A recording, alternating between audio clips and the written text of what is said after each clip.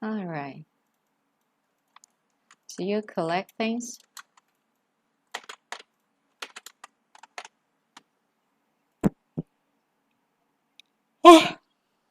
Do you collect things? Hello. Yeah. Yes, I collect the money, the paper money from different countries.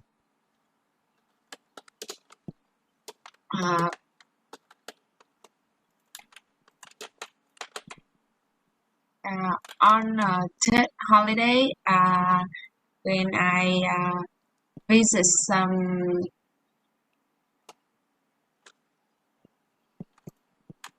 elderly, the elder, they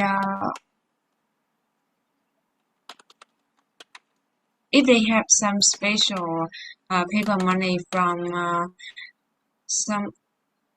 country which they travel, they will give me like lucky money to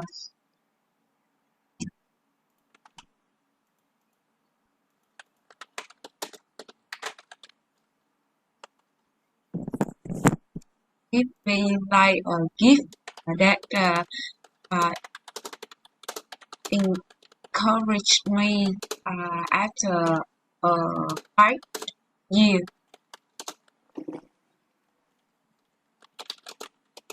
So when I was a little child, I have collected money from variety of countries.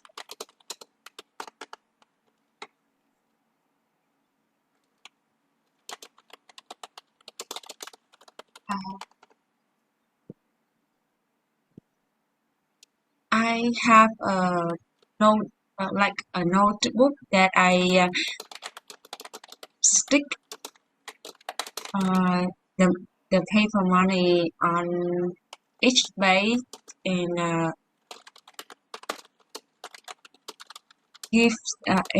write down some special message.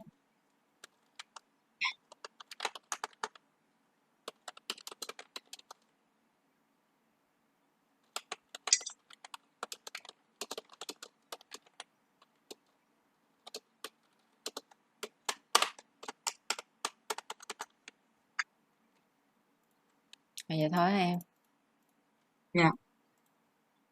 Sao nó không có câu chốt hạ gì hết vậy? Nếu mà khó quá thì thôi đừng nói mấy này nữa. Nói khác đi, kiểu ví dụ mình bí quá cái chủ đề đó thì mình kêu là mình muốn sưu tập cái gì đó để hay ho hay nó đang trendy cái kiểu. Đấy, thiếu gì chuyện để nói, lỡ không có gì để nói. Còn cái tiền giấy không phải là paper money, có luôn hết trời. Paper money nè, nhưng mà cái tờ tiền giấy á là banknotes. Banknotes là tiền giấy nè. Rồi, banknotes, tiền giấy, banknotes. And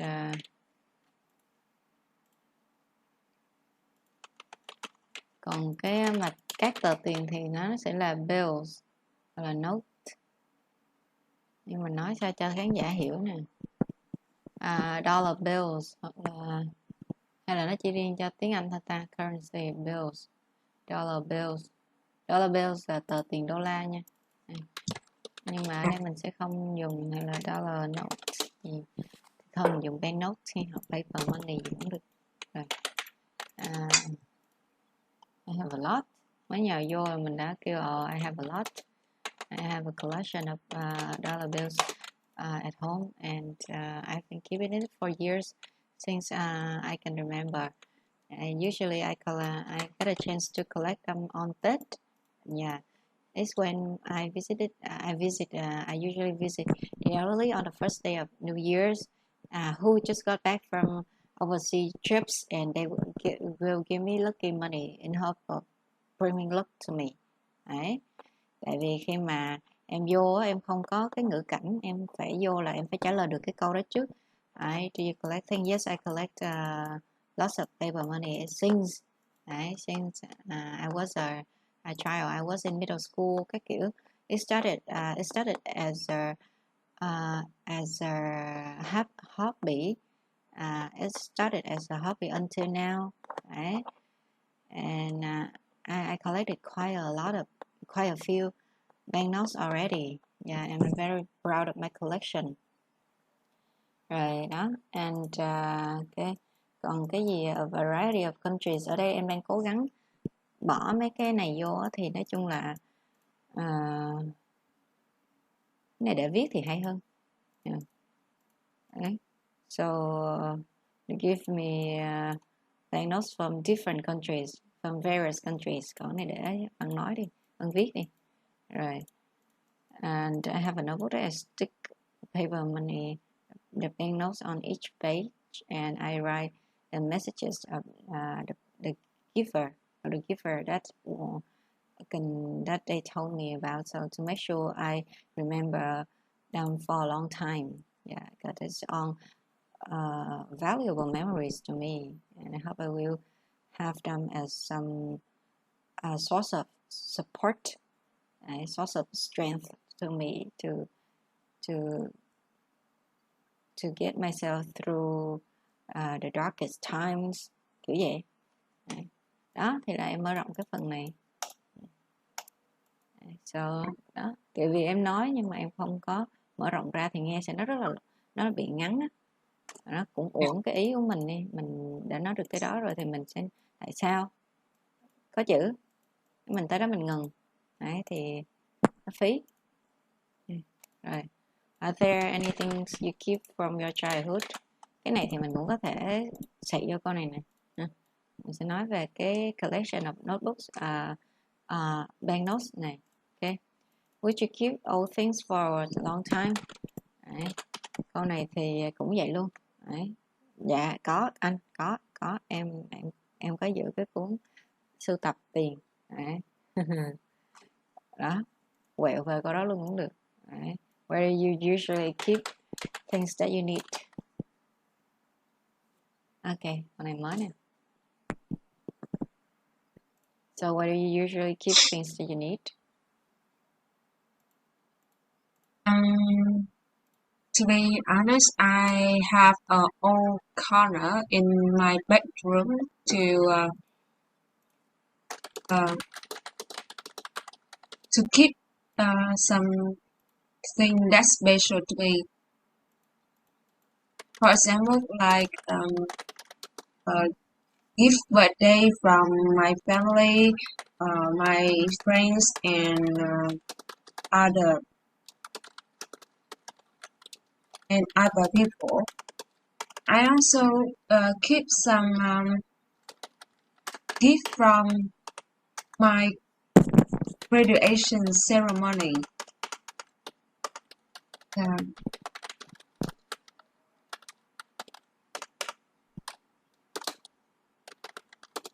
These things are placed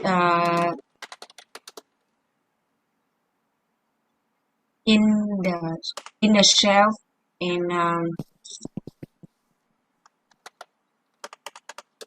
and I want to see it every day before I go to bed, because it makes me happy and grateful for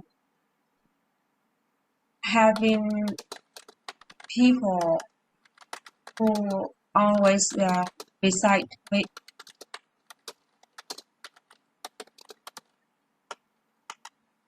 Who always on my side.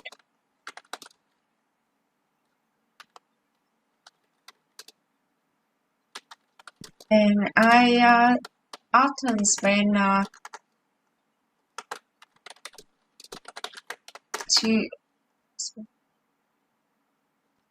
and I often spend time once a month to tidy that this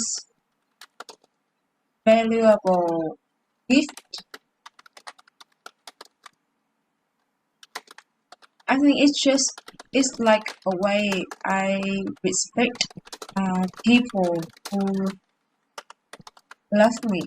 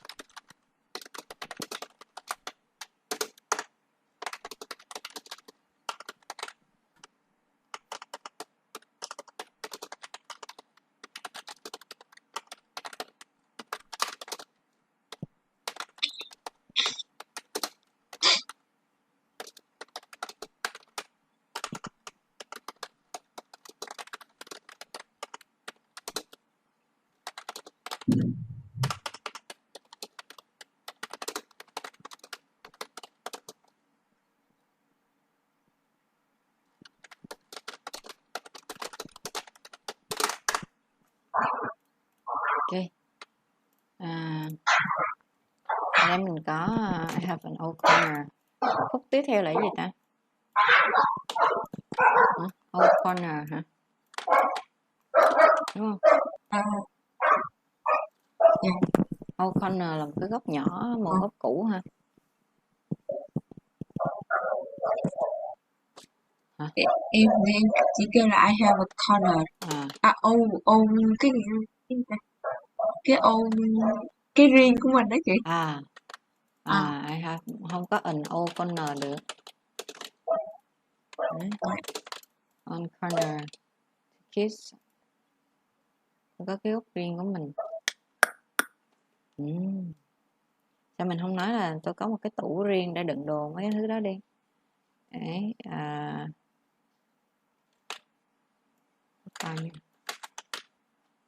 cái góc của riêng tôi. Nếu như vậy thì mình phải nói nó, giải thích nó rõ ràng chút. Thì nguyên cái góc này á, thì không phải em đựng mỗi cái đồ đó không, đúng không? Mà nó phải là I have an old corner to keep memorable things, hoặc là more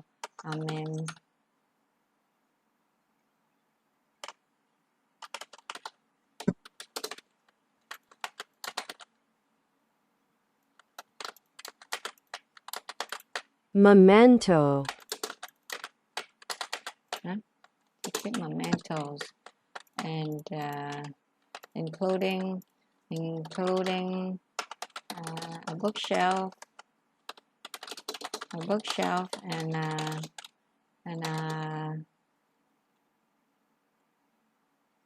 makeup, dressing room, dressing table.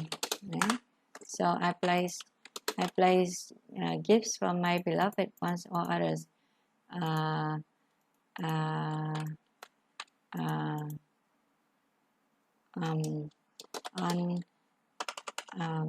important event of big event of my life, or a big milestone of my life, such as graduation, and I remember receiving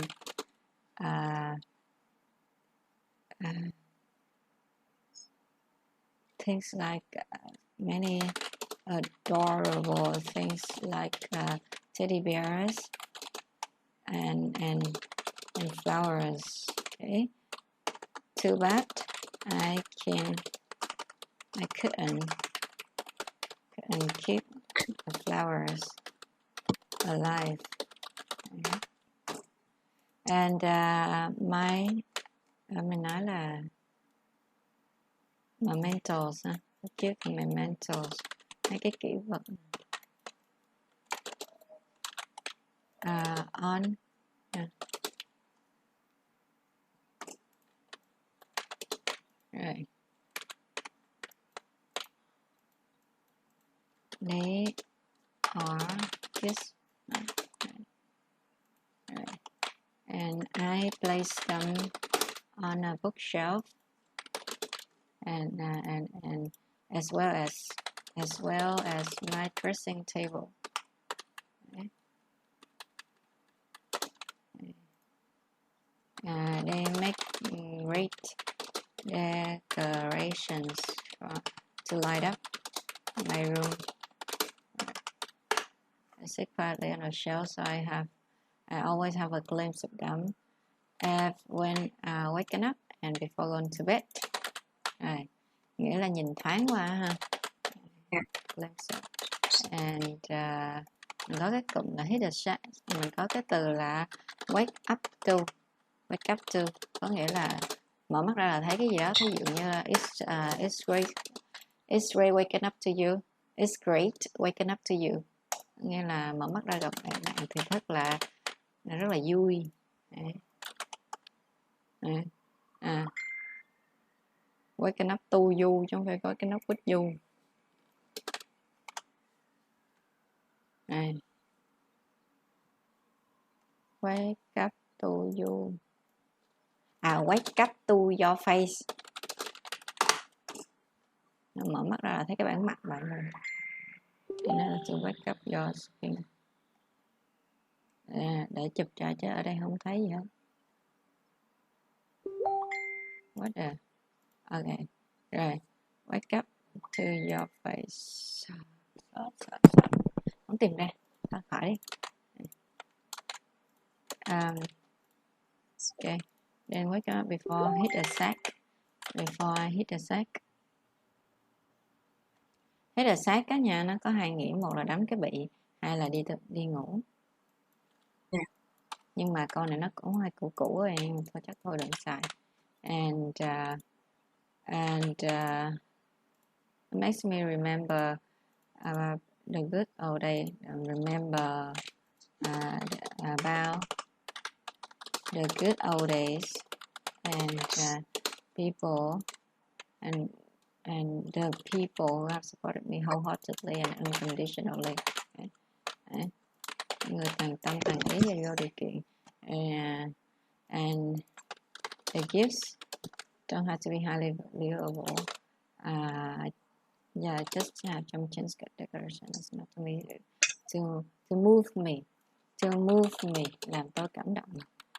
Hoặc là to make me feel touched. It's the thought that counts. Suy nghĩ nó mới quan trọng, hoặc là cái tịch cổn nó mới quan trọng. It's not a gift. It's the thoughts that count. Right. Thì the thought that counts. Right. And I'm forever grateful to those who spend time thinking on I cherish those things to the rest of my life. Ghê. Chém chút thôi. And did you wear a watch when you were a child?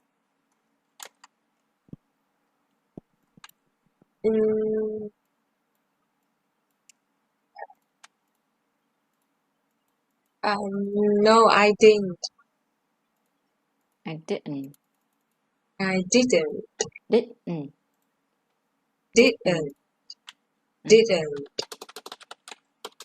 Explain yourself. I didn't. Because when I was a child, I find watching wearing a watch is so inconvenient. I couldn't feel comfortable when I wear it, and I also felt that it's not necessary to have a watch, because I can uh, because I can know what time it is at school and at home as well as because my home and my school always have a watch that which hand on the wall.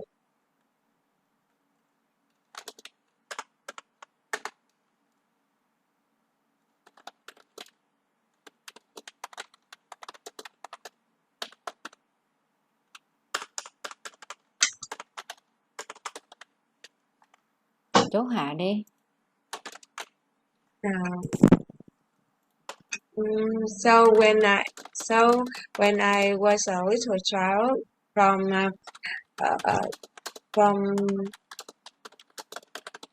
high school, I didn't have any watch.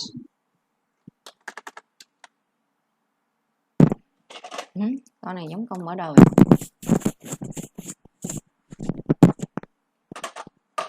Thôi được rồi em.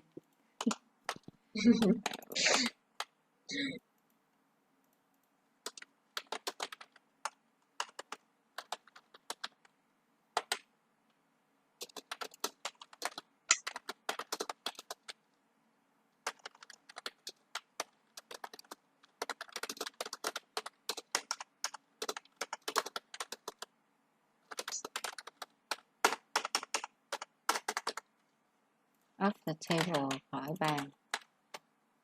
Nghĩa là yeah, cancel. Vậy thôi mình nói out of the window. Cũng không đúng. Out of window là quăng ra ngoài cửa sổ. Nghĩa là bỏ ra ngoài cửa sổ. Okay. It's off the table. Khỏi. Sorry, a watch. Okay. So, as I said before, I didn't see the need to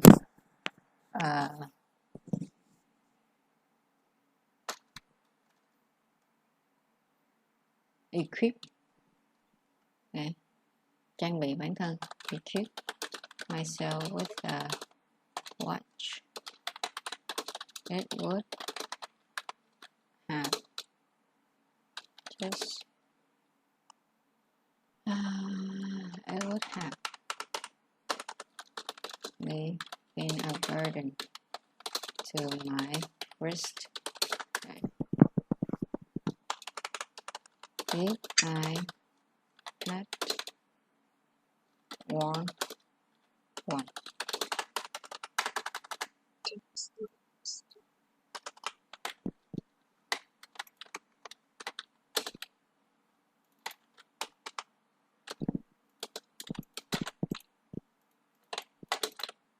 Okay. Bắt đầu vô thi là bắt đầu mấy cái chữ này bắt đầu hoang mang. Anh Kinh, ví, ni, ẩn là e hay là a, ấy. Bắt đầu hoang mang đó. Oh yeah. Inconvenient chứ. And so what? I found it, giống như ai? I found it nha. Right. Since I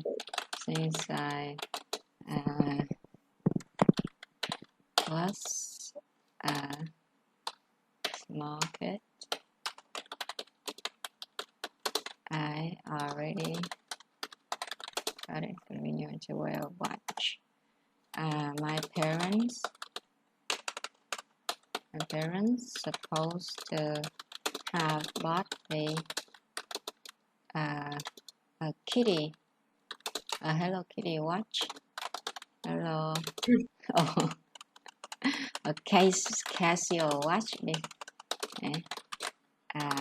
which was very in trend, in style, là in fashion, rất là thời trang at that time. But I respectfully declined the generous offer. And hoặc là turn down cũng được.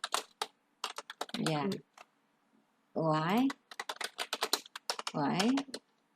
Because it seemed to me that a watch wasn't a necessity like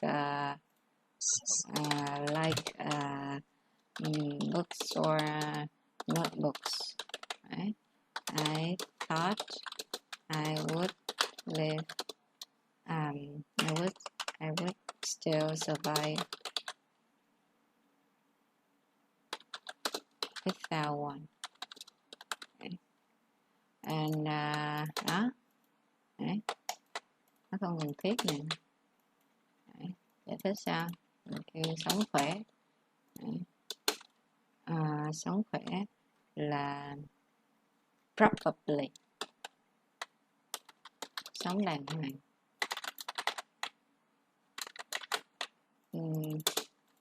Let's still live probably without one đi. There was a white clock hanging on the wall wherever I went, from my school to my house. So, as I said before, I didn't see the need to equip myself with a watch. So, it would have been right.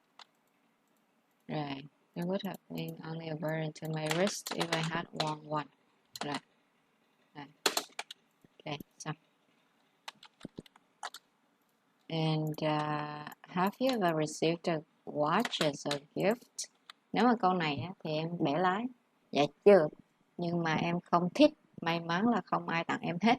Tại vì sao? Tại vì từ nhỏ là em đã bắt đầu nguyên bài văn mẫu quốc lại từ trên xuống dưới. Rồi xong. Rồi câu 3 cũng vậy. Dạ em dislike, I loathe watches. Right? Còn thí dụ mà lợi dính tới nào á, thì mình có thể nói là in this day and age, right, I still don't see why I should wear a watch or even a smart watch, because I have everything I need. I just turn on my phone and I can see the time very clearly. And even though people usually tell me that a smartwatch is so much handy, but I still find it annoying whenever I have to remember one more thing on my wrist before leaving the house, or when I get in dress. It's too much of a trouble to me. Okay? Right? So yeah, and a smartphone is kind of enough for me because it's everything I need, right? Okay. Yeah, I don't want to give myself a hard time remembering where I put my watch before getting out of the house, before going out. Right? Right. So save me time, save me the trouble. Okay, it saves me the trouble. It saves me the trouble.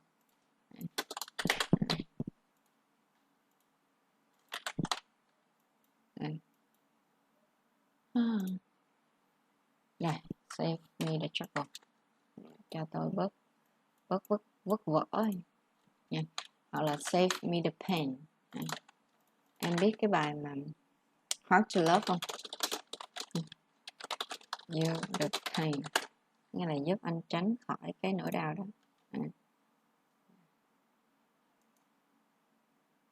Save you time cũng vậy. Rồi xong. It saves me time. It saves me the trouble. It saves me the trouble of thinking about where I put my watch before heading out. Tại vì going out thì dùng heading out cho nó ngầu. Before heading out. Before heading out. Trước khi đi ra ngoài. Okay. And do you like outdoor activities? Có cái từ này gọi là outdoorsman và hot house flower. Đấy, có nghĩa là hồi bữa chị nói cho ta an outdoorsman, I'm an outdoorsman. Đấy. Nghĩa là người hay đi ra ngoài trời. Rồi, còn một cái hot house flower, hoa nhạc kính. Đấy. Hoa nhạc kính, nghĩa là người ở trong nhà hoài luôn. Đây nè. Hot house flowers, hoa nhạc kính.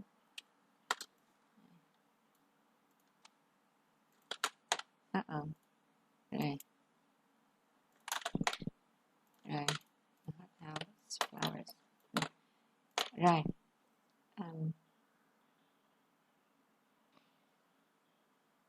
Mình có stick around, cỡ vòng vòng. Mình có thể ok, em cứ nói đi, mình tính tiếp. Okay. Do you like outdoor activities? Yes, definitely. I'm really into all activity related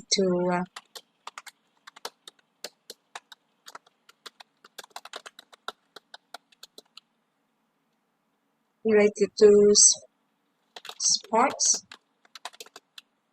or to exercise.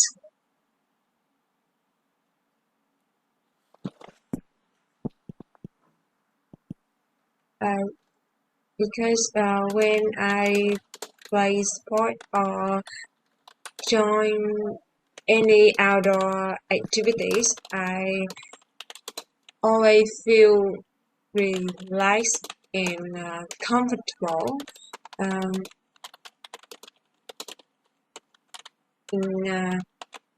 I felt that it makes me feel energetic.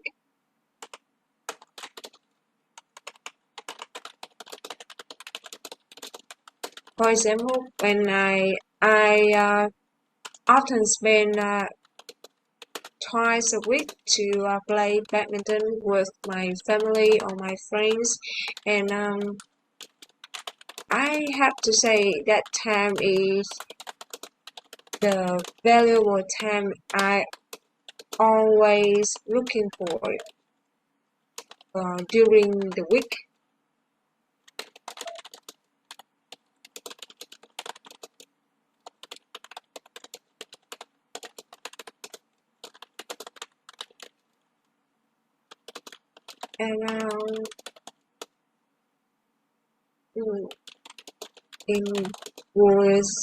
And once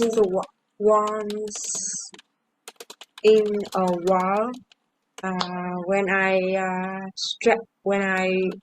I'm stressful, I also often play some sport or spend my day off to attend outdoor activity to rewind my mind. So So I can imagine that I can't live without outdoor activities.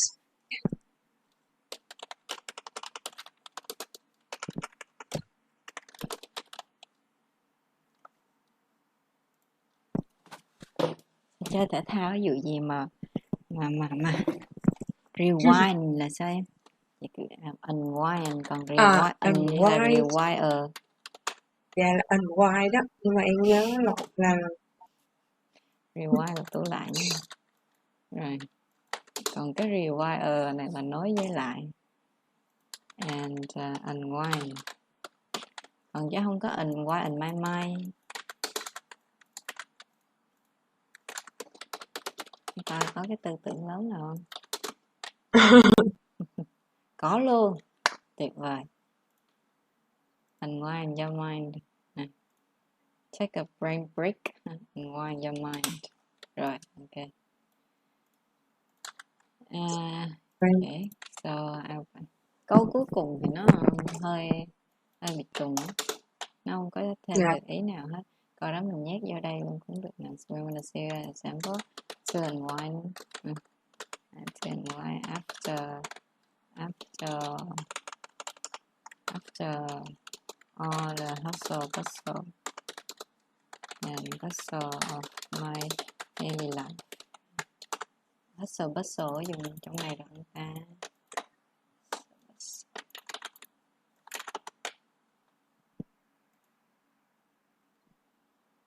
Ok, được. Ok, sự hối hả của bạn đấy, đấy. Trời ơi, đừng nói em tương lai đây nha, em của ngày mai đây chắc em chết. Kill me. Rồi.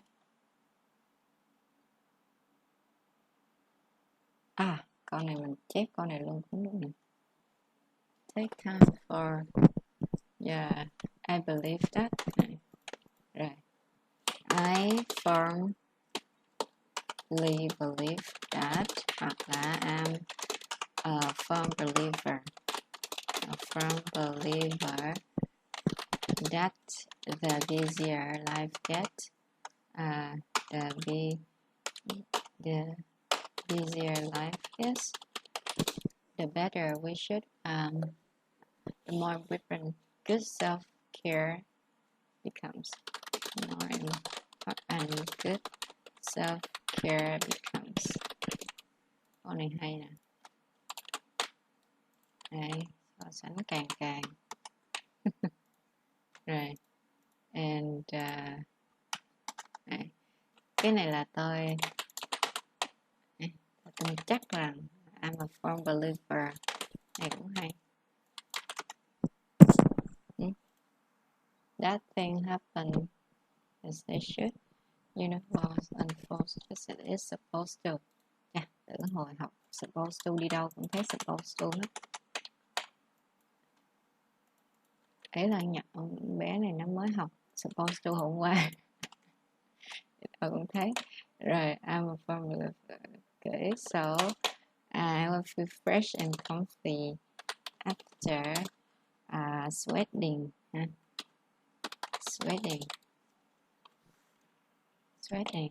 Tập thể dục thì mình gọi là gì ta? Workout. Sweat phrase.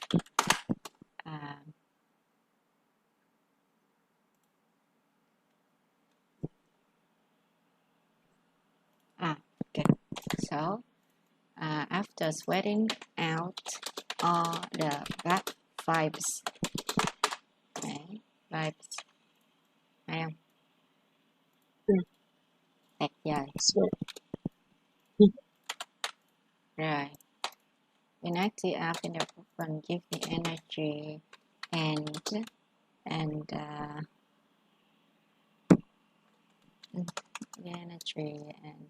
to get through, to get by.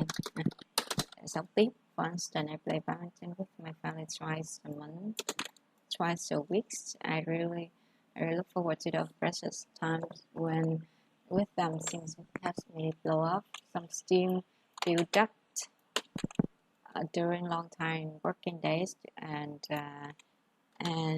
as well as to avoid blowing up my lid. Blow up my lid nghĩa là thổi bay nóc, nghĩa là blow the lid off nghĩa là tức quá mà bay nóc luôn, banh nóc luôn. Blow the lid off. Ủa, cái này là thổi nóc này kiểu thông báo rồi. Thôi bậy rồi sai rồi, con này sai rồi. Chạy bạ. Nó có blow nhưng mà nó không phải là blow cái lid. Blow the lid off là thổi bay nóc là review secret, giống như let the cat out of the bag á, cái đó thì nó dễ hơn đúng không, dễ nhớ hơn. Đấy, blow the lid off. Đấy, review secret. Còn mình có cái blow off anger đi, hay là hit the roof đi, blow off steam thì mình kêu là xả stress rồi. Ok. One order wedlock. Wed là cưới đúng không? Lock là khóa cưới. Thì nghĩa là sinh ra bằng ngoài khóa cưới. Nghĩa là sinh con illegitimate á, con hoang á. Không, hồi xưa mới kêu là bastard đúng không? Thời này người ta gọi là con riêng. Con riêng. Đấy. Không phải là con riêng mà là con này không. Ủa sao con này nó không liên quan gì tới nhau vậy? Rồi. Ok. So to avoid hitting the roof. Này. Hit the roof hai nghĩa, một là giá bay đụng nóc, hai là nổi điên lên. Hit the ceiling, hit the roof. My parents.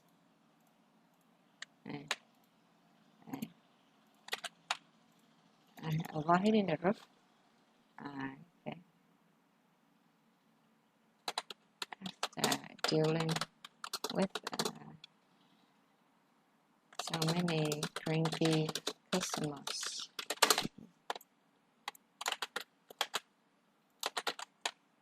The nights before.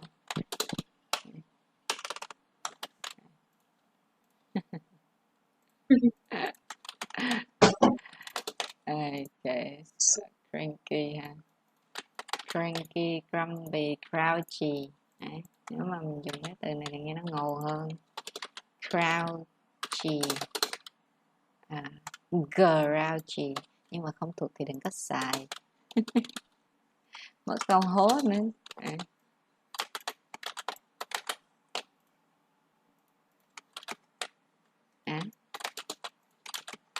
Every once in a while thì thôi, đừng nói thêm phút này nữa, đủ rồi, chưa rồi. Okay. Do you often take part in outdoor activities?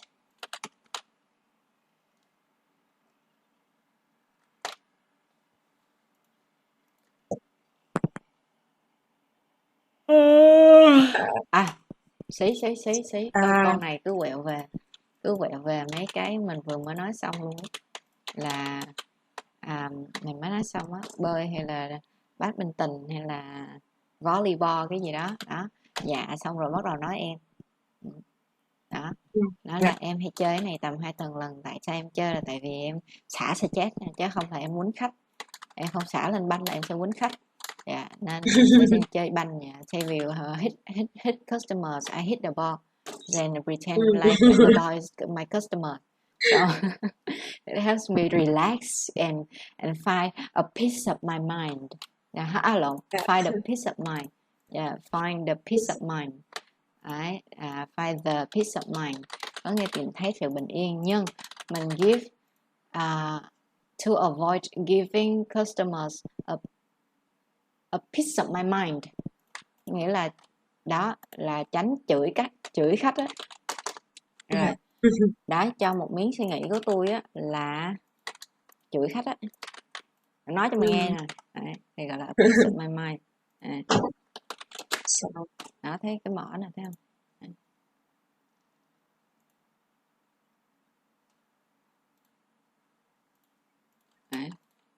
Yeah.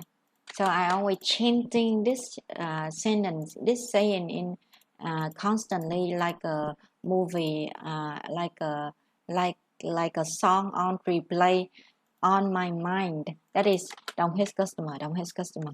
Yeah, that's how I survive the night. Đấy. Okay, để tránh chửi khách. Okay. So I was always I was constantly chanting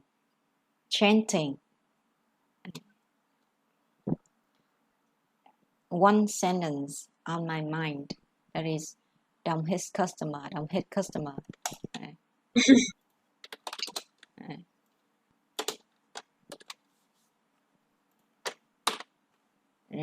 Right, like a song on replay. Yeah. Đừng quánh khách. Yeah. Ở đâu activity box trả lời nha country cũng có. Đấy, nói dạ có, dạ bằng chứng là em đây. phái ra đó. Càng đông càng vui, the more the merrier, kiểu vậy. So, nhưng mà mình có thể mở rộng thêm là mình nói xong cái phần nó tại sao nó phổ biến là người ta đi chơi để relax này nọ, rồi stress này nọ, giống như em cũng đi chơi để xả stress. Nhưng mà em thấy là gym are also very popular, right? Not just lately but for a long while because it's affordable and convenient. You don't have to care about whether it's rainy or sunny. You just hit the gym and that's done, right? And then you sweat off the bad vibes, or you get muscular for muscular. Yeah, I think gym is some major factors to change people workout habits, in my town for years. So it can be ignored either, right? Okay. So Yeah. indoors workout, indoor activities can be ignored either. And do you think people in your country spend enough time being outdoors? Lúc này thì sẽ rộng hơn là tập thể dục không á? Yes, I think people in my country spend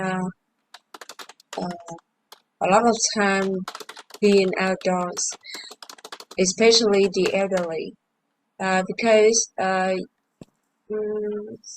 surrounding area, when you wake up in the morning, in the early morning, you go to some parks in my country. You can see a lot of people from the elderly to youngster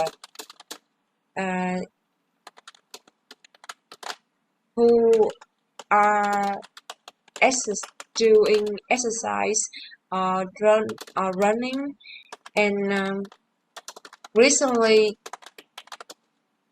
the healthy lifestyle is widespreading more than before. People encourage each other and to establish a healthy lifestyle. Like you can see a lot of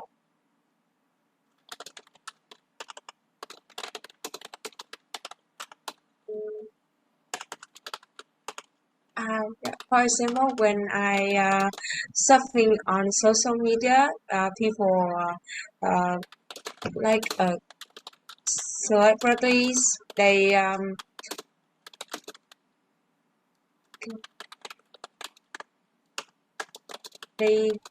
create a team and create a team to encourage people wake up together and do exercise.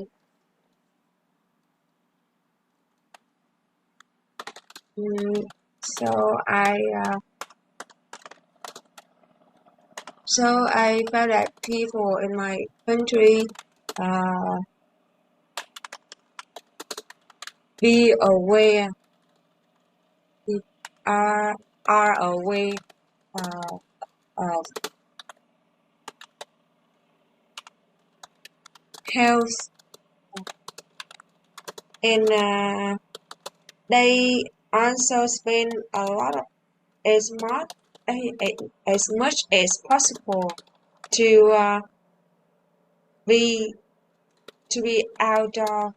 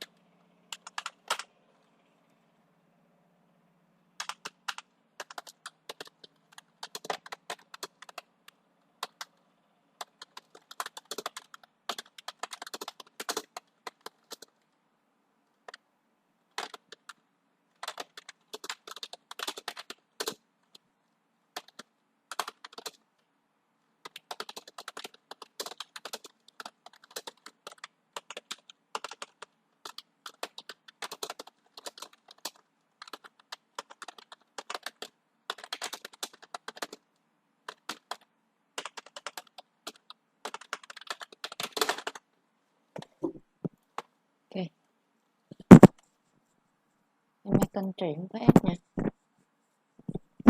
Khúc này the surrounding areas gì vậy em? Ý em nói là khu vực xung quanh nhà em sống á hả? Dạ. Thì phải nói vô cho nó có hoàn cảnh chứ. Mới vô cái the surrounding area là thu. Right? So around my house, right? Around my house usually. So I live in an urban area, so every morning around my house, people usually go out on the streets to do exercise, or every early morning, right? People go to the parks to do exercise. If you just go to some random parks in my country, you will see tons of elder people doing exercise, dancing, doing the yoga and the likes, right? And yeah, so they spend time under the sun. They spend time until 6 or 7 a.m. So I think it's quite similar to spending time under the sun, and yeah, and but in a comfortable environment, right? And then the healthy lifestyle has inspired, which is inspired by social media or doctors and health influencers have been promoted and trendy for decades. So that's why more and more youngsters head out and play outdoor sports, right? And whenever they have time, once in a while, when I'm determined enough to get up before the sun rises, I can see groups of people doing sports and going to the beach, because I'm living in a coastal town, right? So in conclusion, I don't think I'm jumping into conclusion when saying Vietnamese people are spending quite enough time, right? Being outdoors, doing things beneficial to their lives, right? Lỡ mà đi xa bờ quá thì quẹo về. Nãy giờ toàn là sports với lại outdoor sports không à, đấy. Yeah. Đó, quẹo về. Dạ, em thấy vậy đó, em chốt hạ là như vậy đó. Theo my point of view, yeah, I don't think I'm jumping conclusion. Yeah. Đấy.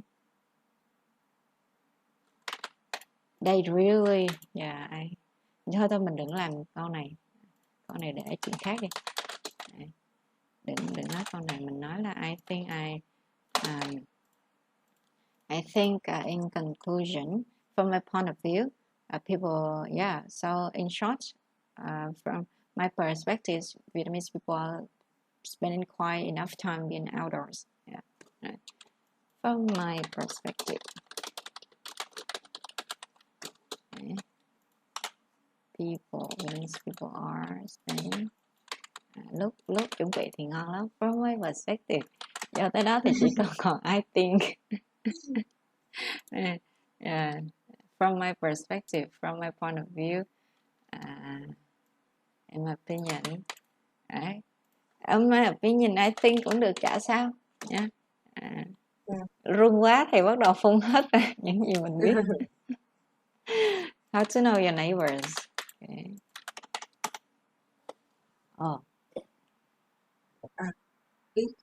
Interesting question, bắt đầu. Yeah, what an interesting question. Thì có trường hợp do neighbor là neighbor không biết nữa. Thì có trường hợp mình chả biết neighbor mình là ai thì mình nói luôn. Live like Sài Gòn, right? Yeah.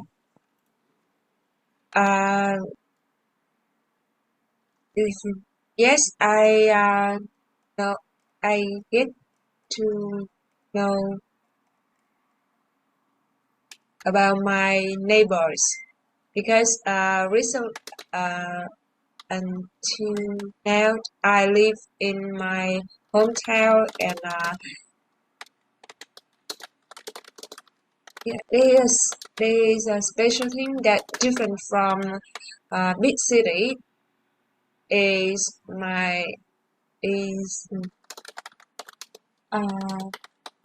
houses people living in the same town or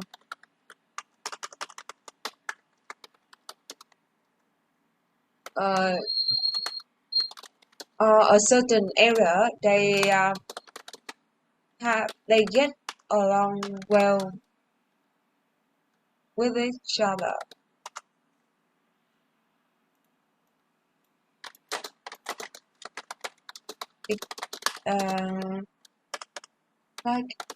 When for example, when my house organize a party or have a special occasion that to celebrate, we often invite our neighbors come to my home and share our meal with them. And, people in my neighbor always support my family when my family need help, and they always are willing to be to always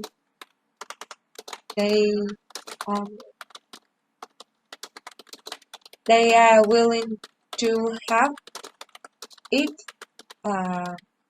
I need. So my family and our neighbors have a strong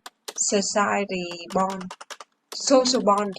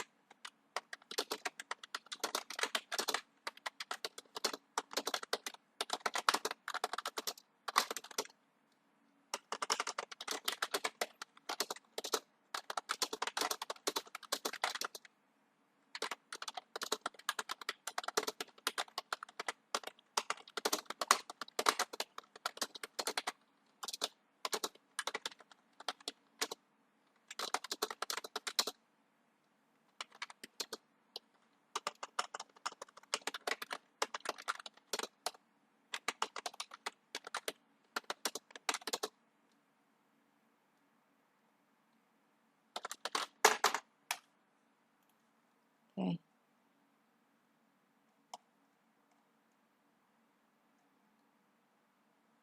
Yeah, it sounds really different from Saigon, right?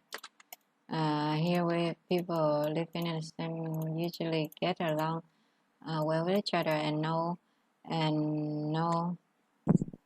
each other quite well. Like my neighbors who know neighbors, they know who I am. Or when my parents get married, my parents got married. It's such a common thing here. So we care deeply about each other. Đấy, nhưng mà nó thiệt ra cái chỗ này cái phần part 1 nó ngắn quá nên mình không có nói dài được. Nhưng mà nếu mà gặp đúng cái chủ này do part 2 á, hay part 3 á, thì có thể mở dài nó ra cái vấn đề gọi là cross the line ha. Nghĩa là đi quá giới hạn, như là hỏi những cái touchy topics á, tại vì đâu phải lúc nào cũng có những người kind đâu, thì sẽ xen kẽ vô những cái người mà very mean and selfish and ask very intrusive questions, right? And invade my privacy, right? And hoặc là mình có love hate relationships, right? Relationships with our neighbors, but still at the end we still need each other, so we gotta maintain harmony, right? Maintain a harmony, Đấy, in the town, in the neighborhood. Đấy. So nếu mà mình nói về những người mà kind đó, thì mình có thể nói là họ thường là they will definitely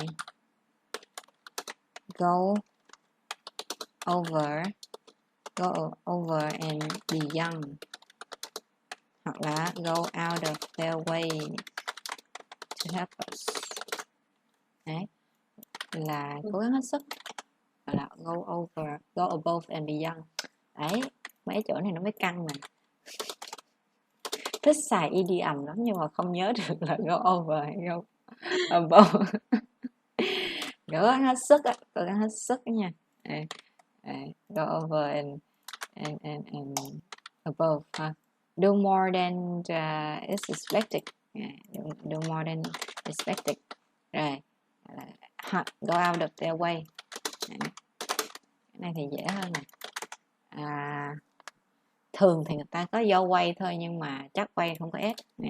Go out of the way to help us, nghĩa là try very hard especially for someone else. They really went out to make us feel welcome.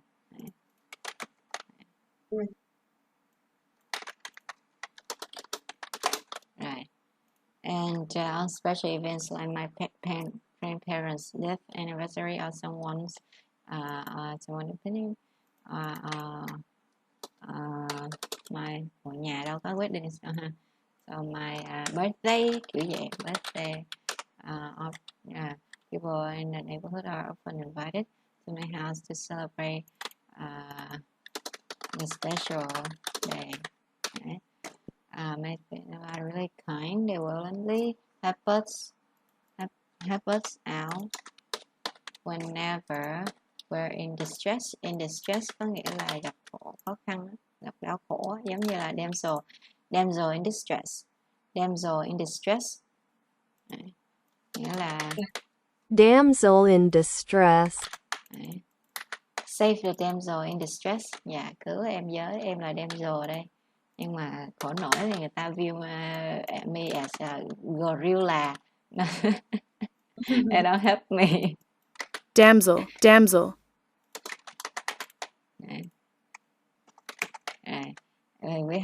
We do have a strong social bond, and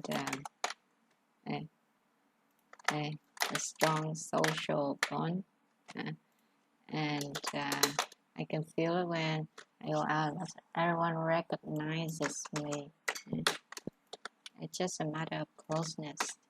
First, to change pleasant G or not. Exchange pleasantry có nghĩa là chào hỏi.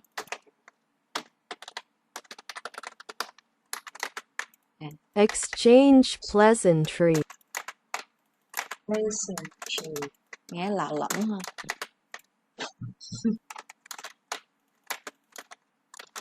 Dạ, chào hỏi. Còn nó bí quá thì greet each other. Bí quá thì vậy đi. Dạ, hello, how are you doing? Trời ơi, you look so good. Xong hồi quay lại cái oh my goodness, hết cả hồn. Something like that. Alright, I think that's quite enough for today. See you tomorrow. Dạ, cảm ơn chị. Yeah, bye bye.